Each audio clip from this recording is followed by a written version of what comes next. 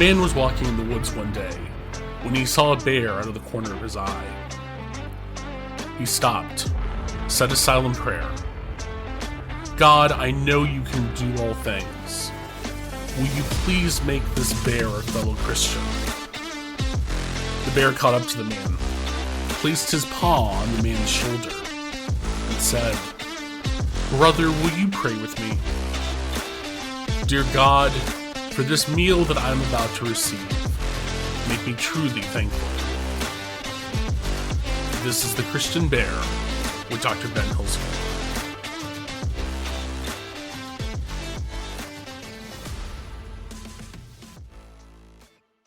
Welcome to The Christian Bear.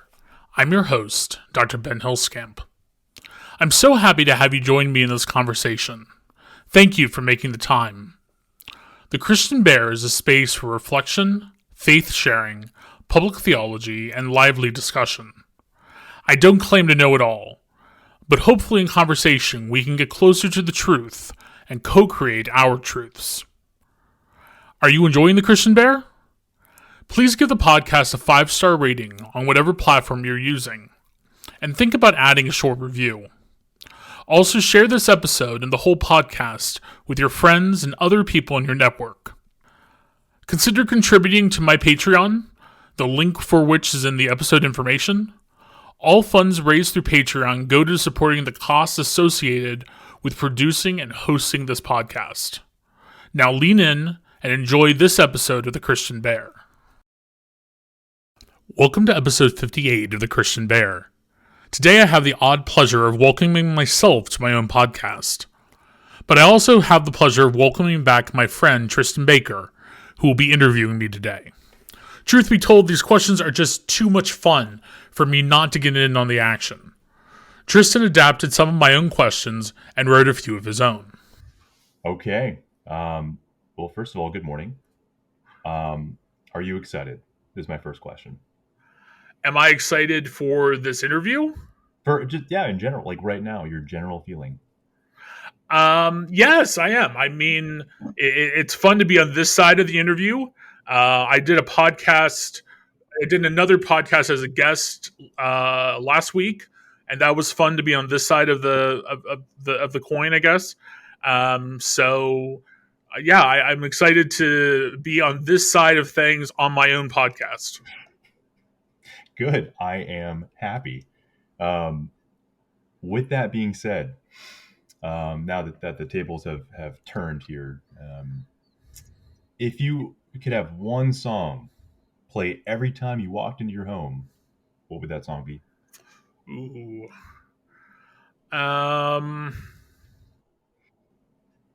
See, this question came from something that was on my college application. And I can't remember what I said then. That was probably what year? 2010? 2010 is when I graduated from college. Okay. So I was applying in 2005. So what was hot back then? Probably Blink 182, right? Anything Blink 182? I don't know what was hot, but that was like when I only listened to contemporary Christian music. Oh, okay. Exclusively. Yeah, so we're having the same thing. Blink 182. Okay. So yeah, I don't know what I said back then, but let's see, what would it be now? I think it would probably be, and this is going to be really weird, but there's a contemporary Christian song called Exile's Dial Tone, by this kind of very evangelical group. But I love the music. And particularly if I didn't have to listen to the entire thing every time I walked in, it'd be that. Okay, then let me ask you a follow-up question. You are entering the ring for whatever sport of your choice. What song would you want played as you're entering that ring? Ooh. Is it the same song? No. I don't know what the song's called, but the NBA had a song that they use as their theme song for a number of years. That's like really hard, kind of hard pumping type of song. That's what I would use. I have no idea what it's called. Okay. But that would be the one. Okay, I if we're thinking of the same one, I think I can see that. Um, what is a relatively basic task that you find very difficult? Yeah, cleaning.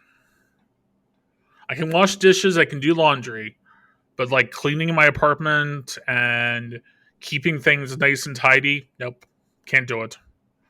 Um, the only time that I've been able to really keep something neat and kind of organized was my office at Rosemont.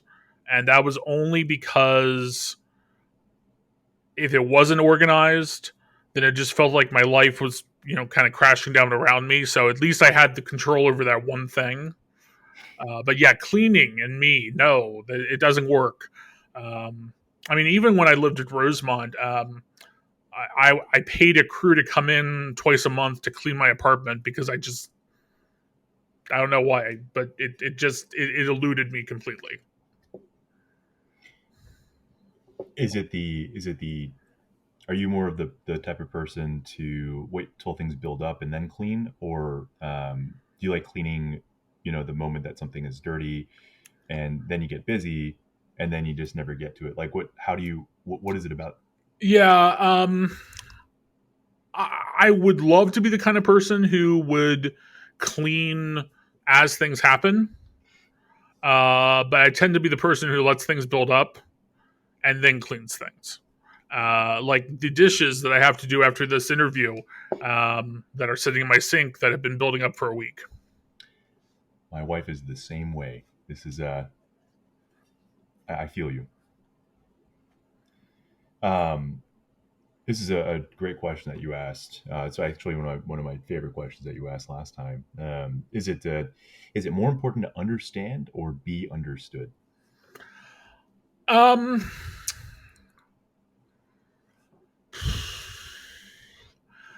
I think it's more important to understand.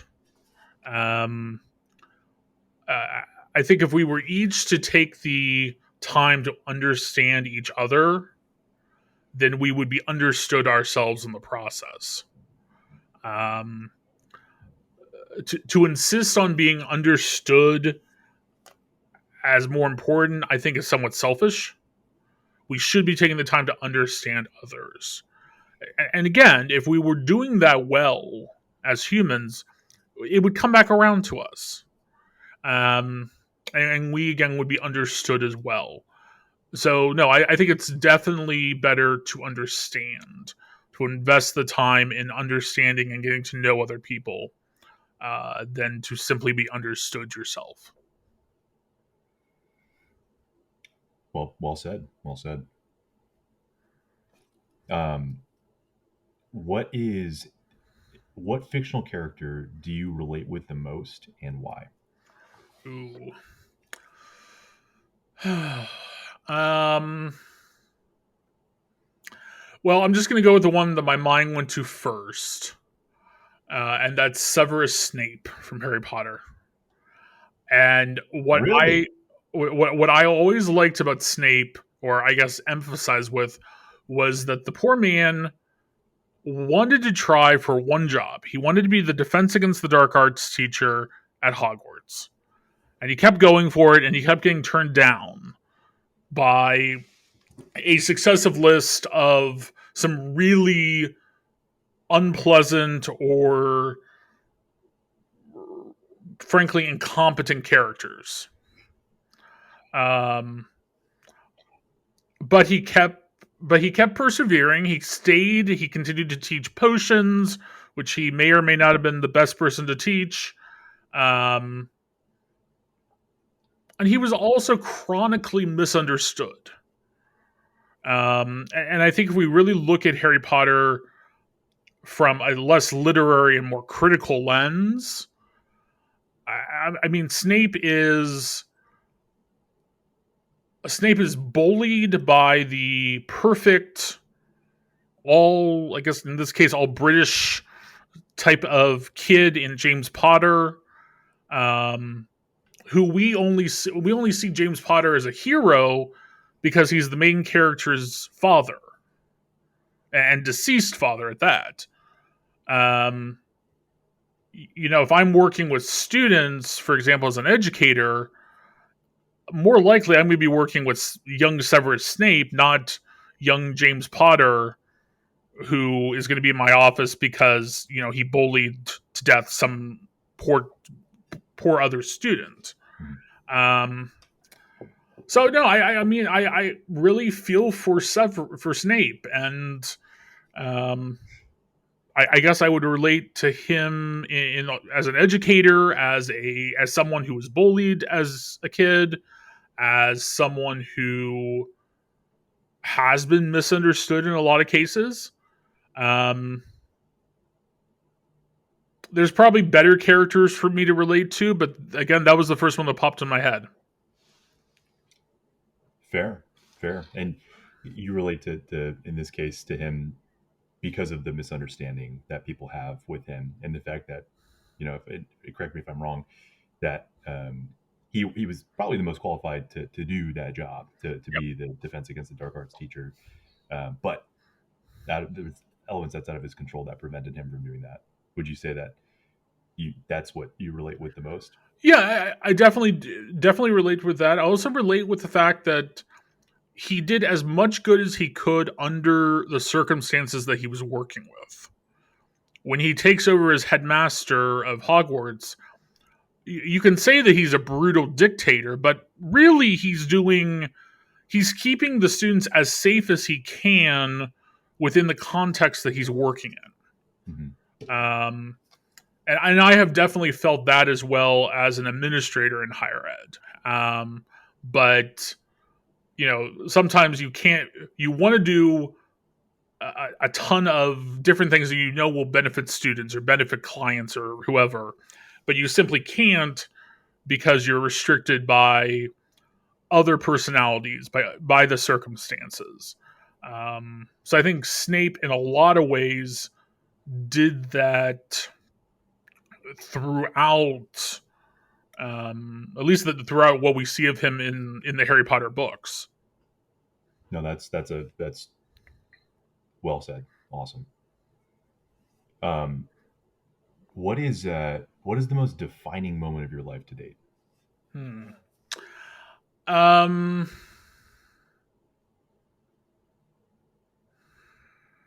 Defining moment. I think honestly, it's taking this job.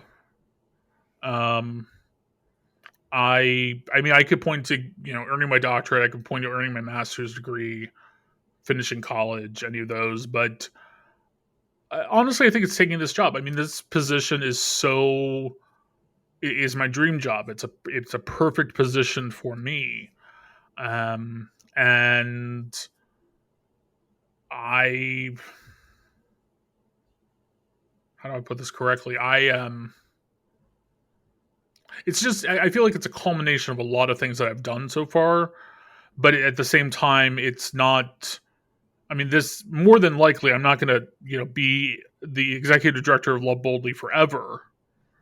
So it's still another part of my overall career in life, but at least for right now, it's the perfect position for me.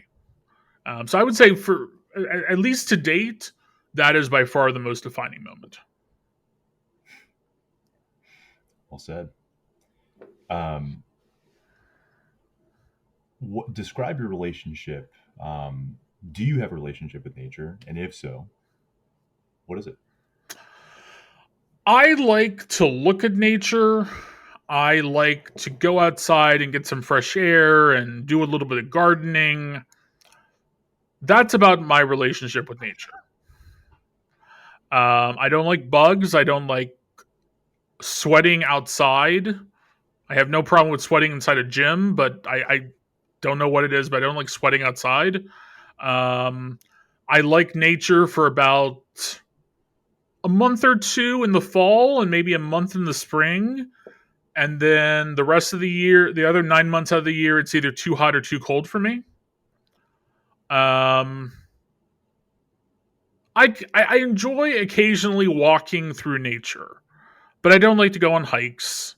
I don't like to um, I don't like to go camping or any of that. I've whitewater rafted once, and that was for 15 minutes, and I did almost die twice, or at least In I the think I same did. raft experience, Pardon? in the same day, the same experience. You almost In the died. same 15 minutes, yes. Okay, gotcha. Um, that's where we pulled off to the side of the river, and my guide looked at me and said, "I don't think you should be here anymore, and we're going to call someone to come get you." And I said, "Well, I think that's good because I can't swim." And he said, "Excuse me, you can't swim? Why didn't anyone tell me that?" I was like, "I assumed someone did." But I will say for context here, that was my beginning of my senior year of college. It was a res life retreat, and we were on the Ocoee in Georgia. The Ocoee, including the stretch of the Ocoee that we were on, was used for Olympic canoeing when the Olympics were in Atlanta. The Ocoee is a class 4 rapid. Class 5 is don't do it or you're going to die. Class 4 is Olympic level. Why the heck I was doing that, I don't know. Hey, I wish my residence director organized anything like that when I was an RA. Oh, sorry about that, Ben. No, that sounds fun. That sounds I fun. believe I wrote you a recommendation for officer candidate school, so I think I helped organize a very challenging experience for No, it was I had a great time, of course. Yeah, no, that's okay. Thank you. I will say the Swanee Res Life office had probably a bigger budget overall than we did at Rosemont. I don't know how much bigger, but I'm assuming it was bigger. Um, I'll break it up with a less serious question here. If and by that I'm being sarcastic because this is a serious question. If you could solve one problem that exists in the world that is perpetuated in the world today, or maybe even tomorrow, what would it be? Sure.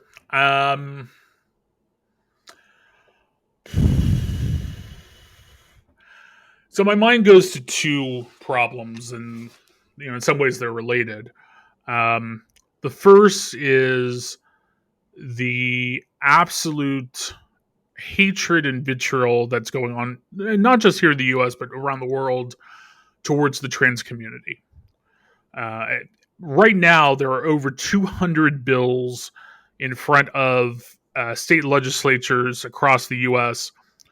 that seek to restrict everything from gender affirming care for youth, gender affirming care for adults, pronoun usage. I mean, heck, North Dakota just recently, thankfully, shot down, but had a bill that would have imposed a $1,500 fine for people who used other folks' correct pronouns. Um, Utah just passed a law restricting all forms of gender affirming care for people under the age of 18, including people who have already begun transitioning or have employed puberty blockers um, to wait until they're 18 to transition or to decide to transition fully. Um, we're seeing it's been happening for a while, but in Iran, we're seeing trans people being murdered along with other queer people, state sponsored murder and other types. Um, Not to mention the fact that of queer people who have been killed for being queer here in the US, I don't know what the percentage is, but most have, or a high percentage of, have been trans women of color. So that would be the first thing. Now, the second thing, and it's not really a second, it's tied, is alleviating hunger around the world. Um, there are too many places around the world, the US included, where we could end hunger if we were to reshuffle our priorities. And I want to be clear, I think when folks talk about hunger or poverty, particularly in the U.S., the first place people jump to is, well, if you want to alleviate poverty or hunger, then we have to, in the U.S. military or something.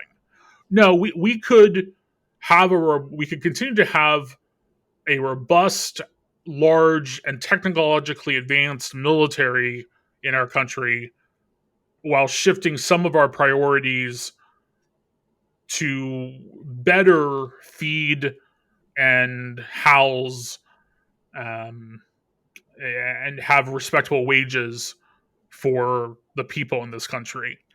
And I would tack onto that the high disparity between people who say, who argue for more and more money for the military while forgetting every veteran who comes home. Sorry, I put like three together there. No, that's good. That's good. And yeah, really important problems that yeah, thank you for identifying those. Um, Again, super serious question. If you could get rid of one U.S. state, what would it be and why? Well, right now it'd be Utah for that stupid law they just passed. Um, One U.S. state. Yeah, I'm going to stick with Utah. Utah. Okay. Um, Utah has supposedly it's beautiful. I've never been there. I've seen pictures. Um, Lots of conservative Mormons, lots of conservative Catholics. Um, it's interesting to me that people forget that Salt Lake City, Utah, while having the highest number of Mormons in the country, also had the second biggest religious group in Salt Lake City after the Mormons are Catholics.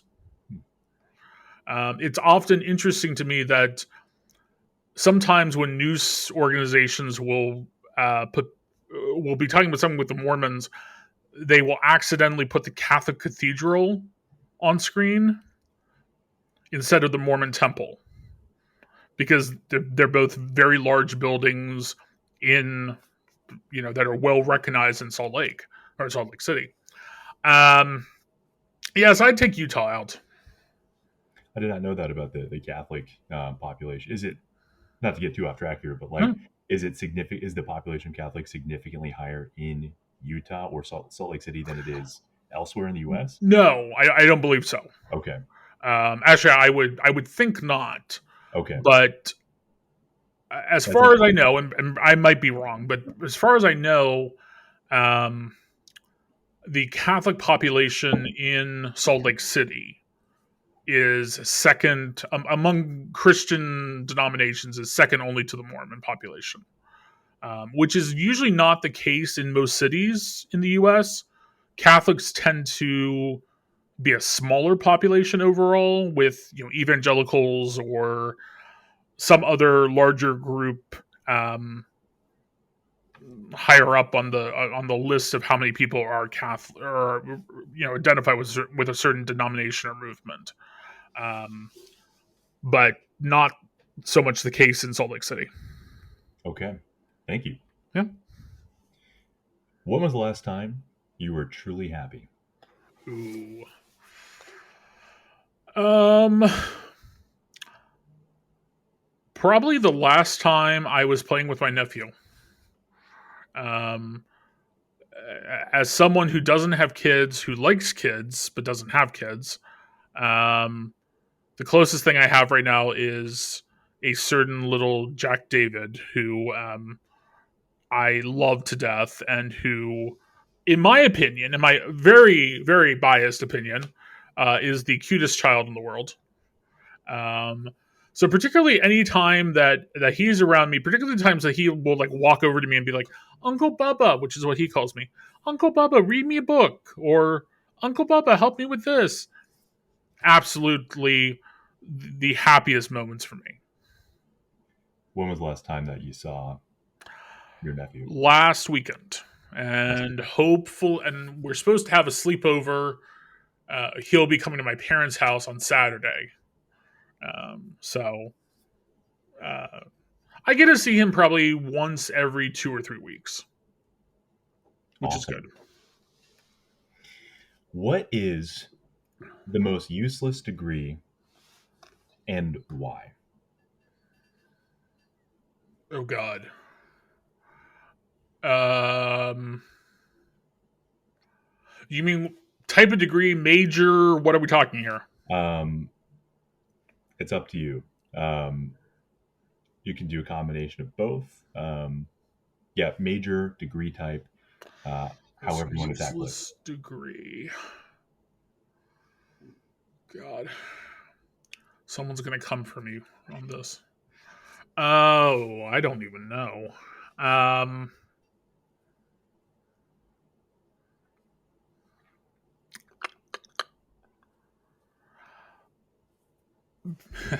Actually, yes, I do know.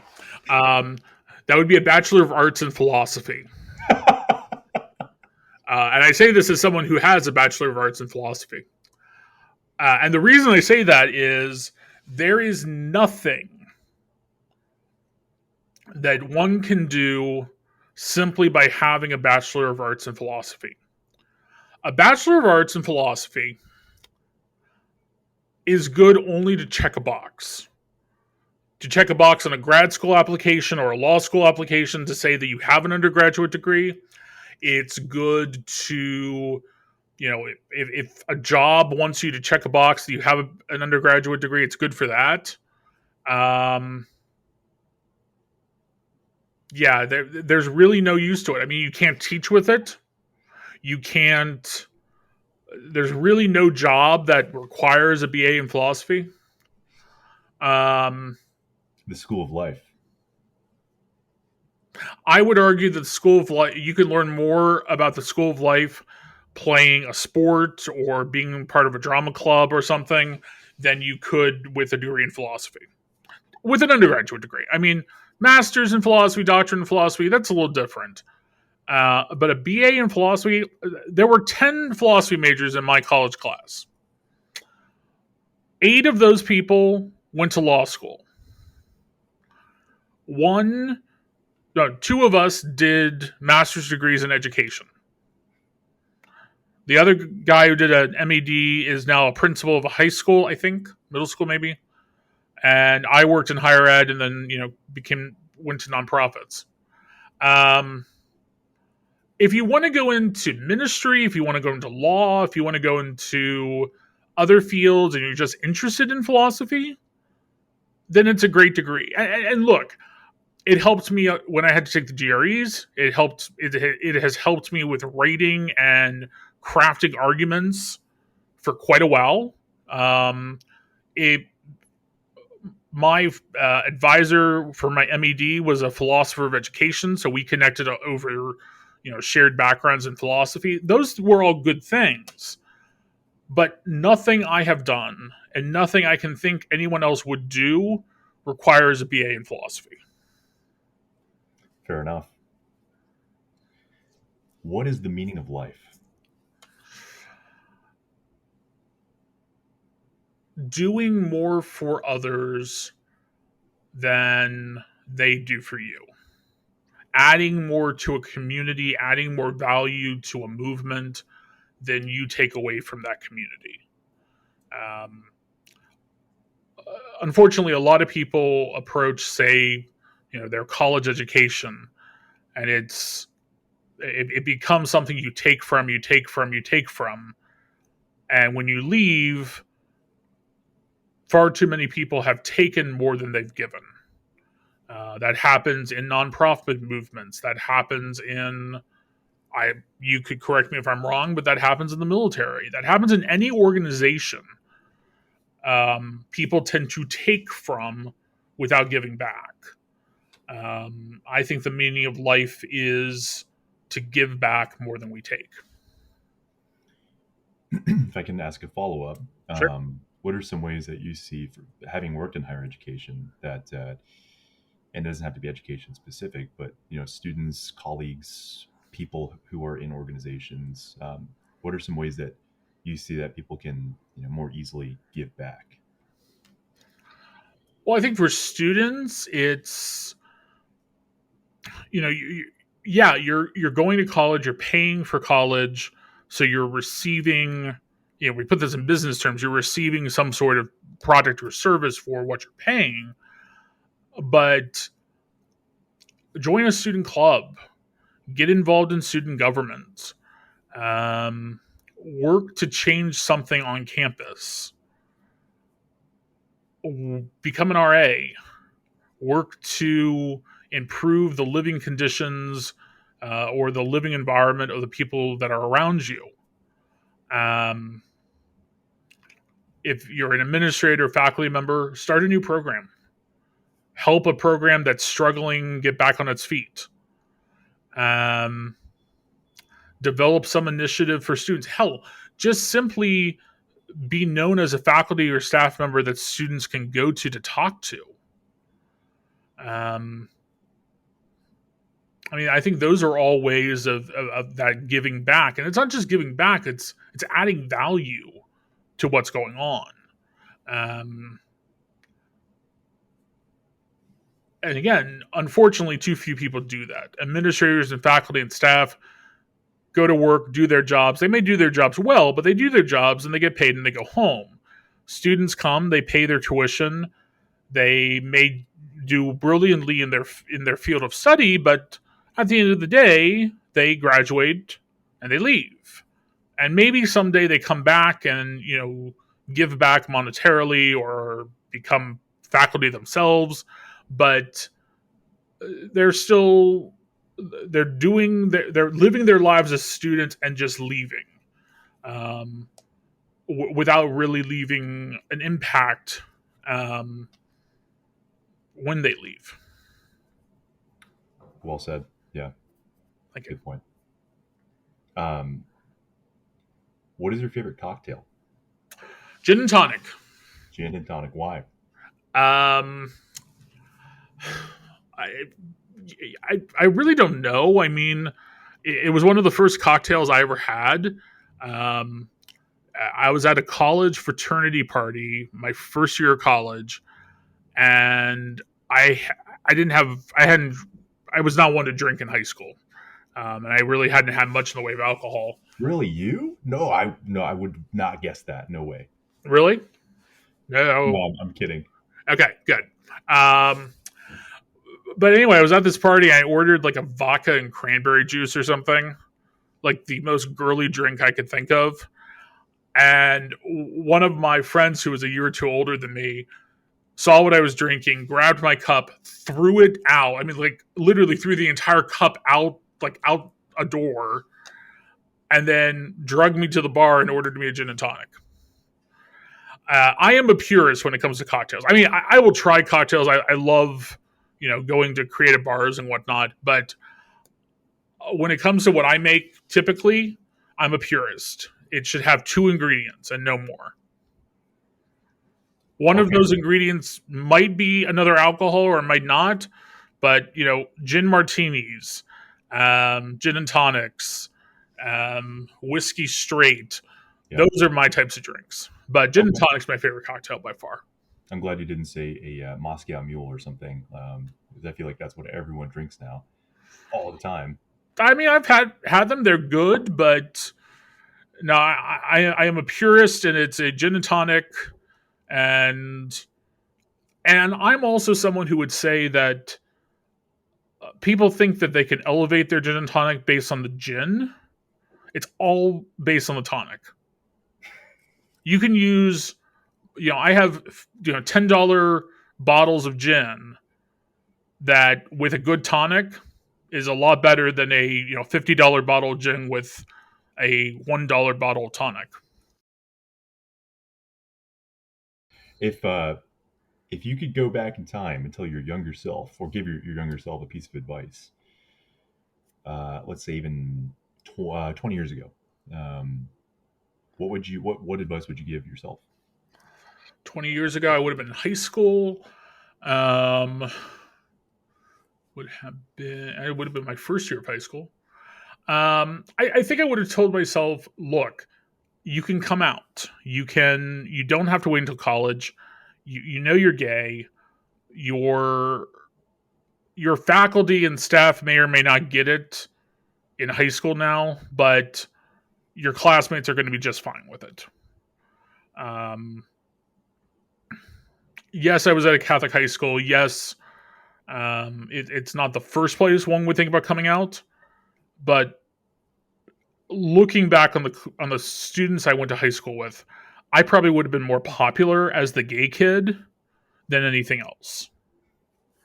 Um, so I think I would tell myself, come out. Your parents are going to accept you. You're going to be fine.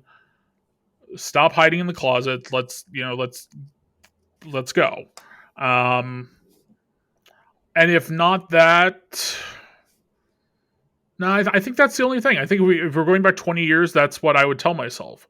If we were going back 10 years, I would probably tell myself, okay, you're finishing up your degree in higher education. Now work for a nonprofit. Um, but one thing I don't like about, questions like this is so much of my life today would be different. If I had come out in high school, I would never have gone to Swanee. I probably would have gone to a much more. I know I would have gone to a much more progressive college.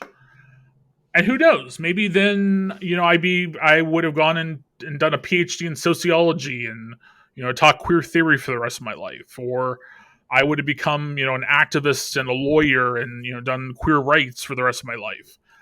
If I told myself 10 years ago, don't go into higher, you finish your degree, but then do something else, I would never have met you. I would never have met, some wonderful people that I met along the way at UNC, at Iona, at Rosemont. Um, so, it's hard to answer. I always struggle with these questions because would things have been different? Yes. Could they maybe be better even? Maybe. Um, but there's a lot of people along the way and a lot of experiences I've had along the way that just never would have been there. So that's a really long answer to your question.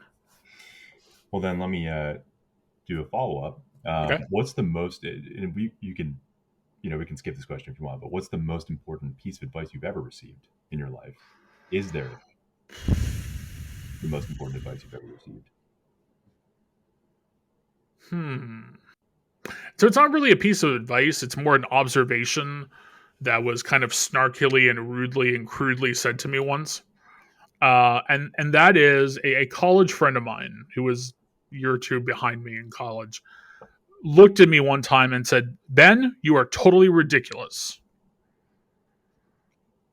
And what he meant by that was, even in college, I kind of got over it in college, and he helped. He was one of the people who kind of helped me get over this in college. I was very pompous in college. I was very opinionated, and while I'm still very opinionated, college taught me in a lot of ways, and definitely grad school as well, taught me when it was okay to voice my opinions and when it was better to keep them to myself. Um, so while that wasn't really a piece of advice per se from my friend, it nevertheless put me on a path of, knowing when to shut up and knowing when to speak.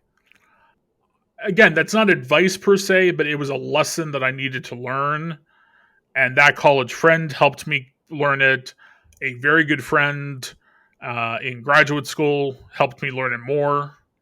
Um, and it continues now. I mean, there just this week, I was gung ho to put out a press release for Love Boldly, and I had one of our board members kind of push back against that. And while we did put out that release, it was done in a very different way than I originally intended it. And no bridges were burned, and Love Boldly still exists as an organization, and no tables were even flipped. But that was learning how to pick battles, b knowing when to shut up, and c not blowing things so out of proportion. Okay, I don't know if that answers the question, but it does. And please tell me if you want to. I can keep going all day. So you're fine. Is it more important to be right, or is it more important to be inclusive of everyone, regardless of the outcome? maybe that's a poorly worded question, but essentially, is it more important that you are correct in the situation, or is it more important that the group decides something that may or may not be correct? I think that's really contextual to the circumstance. Um, I think there are times when is it sometimes I would just say, look, and I still do this. I just say, look, this topic is not important enough to me. So if you feel strongly about this, let's do it your way. But there are also the proverbial hill that I will die on because I just think something is totally right and I'm not backing down. So it's really contextual. I think there are definitely cases where it is better to just say, you know what, this isn't worth it. But there are also times where you just have to stick to your guns and say, no, this is worth it, and I'm going to fight this until someone orders me not to. I'm going to fight this. And I can't remember, Tristan, if you were ever, when you were an RA at Rosemont, if you were ever part of.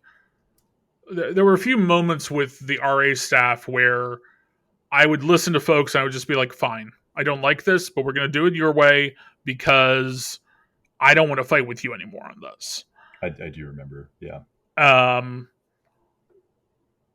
Now, had any of those been times where I said, no, this is morally wrong, this is legally wrong, we can't do it that way, I'll die on those hills. Sure. But sometimes it's easier to just say, you know what, I said my piece, let's move on. Yeah. No. Yeah. I echo that same thing. Um, like you're saying, situation dependent, but sometimes it's hard to be right. Right. It's hard when you think you know the answer. It's hard to just hold back at the expense of losing, friends or potential connections down the line. I'm still trying to learn how to do that to this day. Who's your favorite drag queen? I don't know anything about drag queens. I watched RuPaul's Drag Race like one time with Kat because she really likes that show, and I just never returned to it. I don't know too much about it. Yep. So the Columbus folks are going to be mad at me, but my favorite drag queen is Trixie Mattel, whose actual name I cannot remember. But Trixie is incredibly funny, um, high style queen, I think and that's her favorite too. That's funny. pardon. That's I think my wife's favorite too. Nice, nice, nice, nice. Your wife has good taste. But Trixie Mattel did a Trixie and her partner husband. I can't remember exactly what their status is, but um, they renovated a motel, an old 1950s motel in Palm Springs, and I don't know. I just loved them in that. I loved them in RuPaul's Drag Race. I've watched some of their stand up. I just really really love Trixie Mattel. Um, but because I am living in Columbus and I have to kind of rep our hometown girl. My second favorite, tied for first place, I don't know, is Nina West, who is amazing and is from Columbus and was on RuPaul's Drag Race on one of the seasons, and has done a insane amount of philanthropy and organizing here in Columbus. So yeah, those two would be tied. I'll take your word for it. What's the most defining book you've ever read? That one is actually easy for me. It's a book called Tower by Bill Henderson. And Tristan, did I ever give you a copy of that one? No, I've never heard of this book. Okay. I should have. I don't know why I didn't.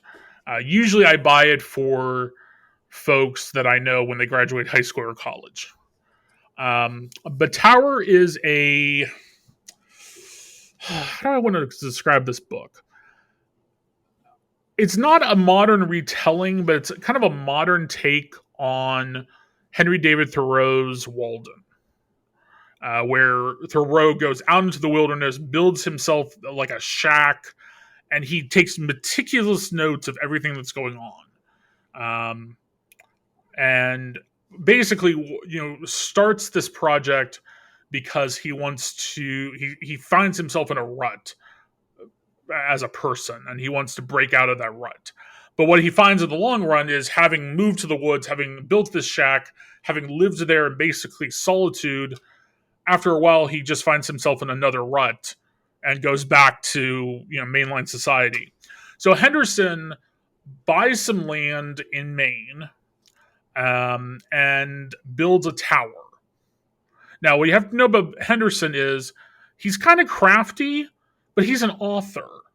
He's not a builder. He's not a carpenter. More than once, he hurts himself, and only has his dog there to help him.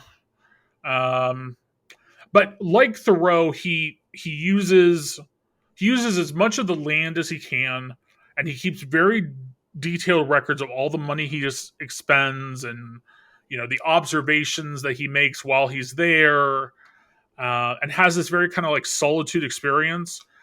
And he's also working through some like church trauma from his youth.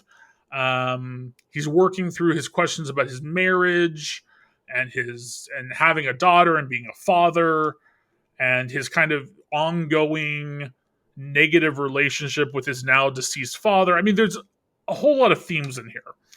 And I found Tower in the architecture section of a used bookstore, which is not where it should have been. It should have been like a memoir section. But I find this book, I start reading it in the bookstore, I buy it, and then I can't put it down. And I read it right after I graduated from college, as I was trying to figure out what I was going to do next, as I was living at home, didn't have a job, didn't have really a plan for what was next. So that was the part of my life when I read it. So again, I often will give it to folks, or give a copy to folks who are just coming out of college. And again, I'm surprised I never sent you a copy of it. You would have been someone I typically would. If you talk to CJ, he probably got a copy of it. I know I gave a copy to some of the Rosemont lacrosse guys who were all like, "What am I supposed to do with this? Yeah. It doesn't have an on or off switch. What do you want me to do with this?" I think I got the places you'll go. I don't know if you gave me that or if it was someone else on the team. It's Res Life. We used to give those out until Rosemont shut us down, but we used to give those out. No, that's okay. I'll have to check out that book. It sounds awesome. Yep. What is your biggest pet peeve? People who don't respond to emails in a timely fashion. Look, I've become much better since moving out of higher ed. But in higher ed, you would send me an email, and the second I saw it, I would respond. I've become much better. I mean, my Love Boldly email right now has 222 emails that I haven't read. So I've become better about this, but no, respond to emails. I can't take it. There's this one organization we work with here in Columbus that is very bad about responding to emails. They're lovely people, but they don't respond to emails very quickly. One of their staff members said, "Oh, I got your email. I'll respond tomorrow." That was 2 weeks ago. 2 weeks ago today, actually. I mean, yes, I can follow up, and I will follow up, but respond to your bloody emails already. That is my biggest pet peeve. And I think on top of that, what is really the pet peeve is people not doing what they tell me they're going to do. If you say you're going to do something, either do it or communicate to me why it's not done and that you're sorry it's not done, or you had some unavoidable life event that makes it impossible to do. Amen. Oh, I'm with you. Is it more important to love or to be loved? Again, like understanding and being understood, I would say it's more important to love. And again, for the exact reason that if we are all loving as human beings, love's going to come around to us as well. Do you think that love do you think that's the missing component to what we need in the world, or do you think it's something else? Um, I think yes. I think love is exactly what we're missing in the world, and we need more of in the world. Um, but I tempered that by saying there are a lot of understandings of what love means and what love is.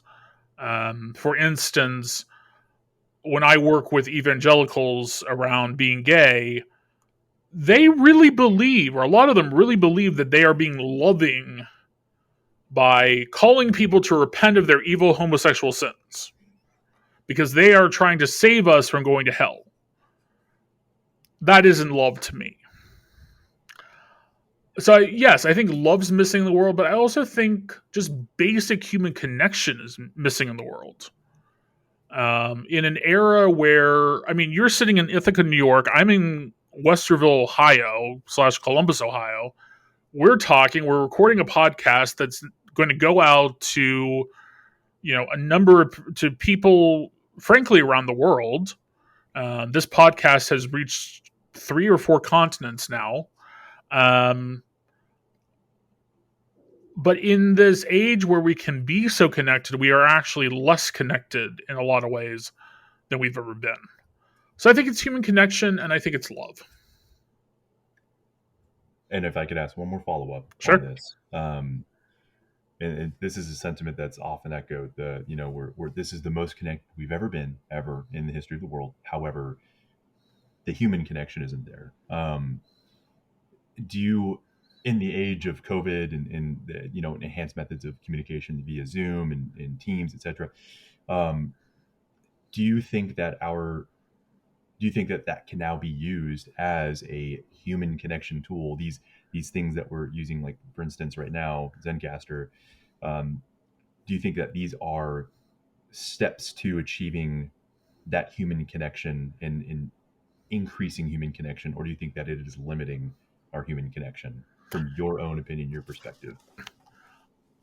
I think the internet,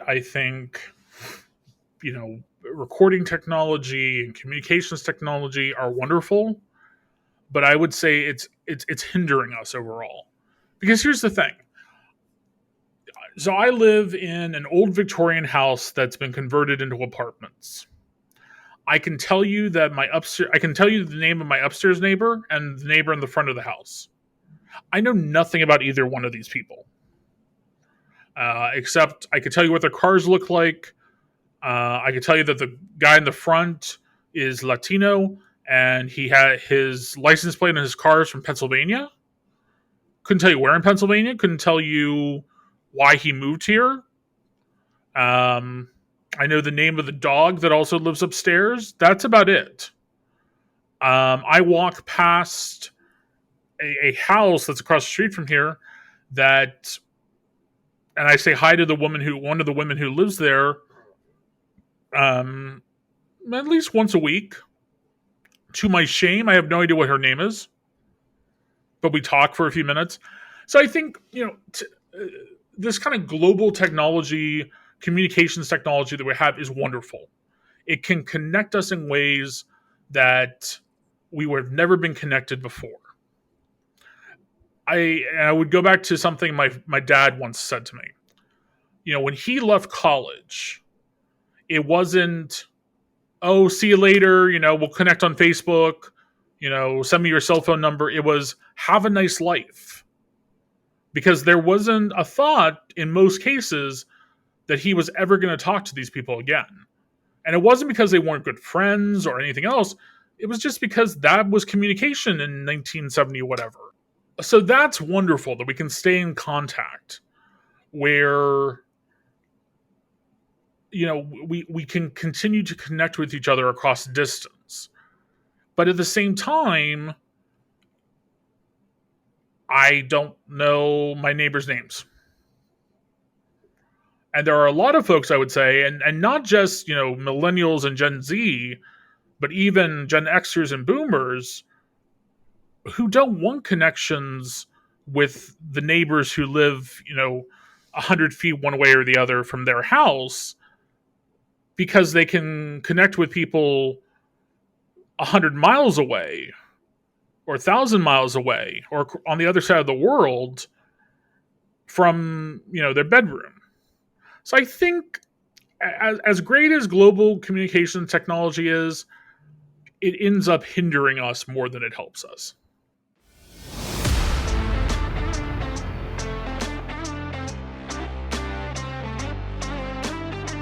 This has been The Christian Bear with Dr. Ben Huelskamp.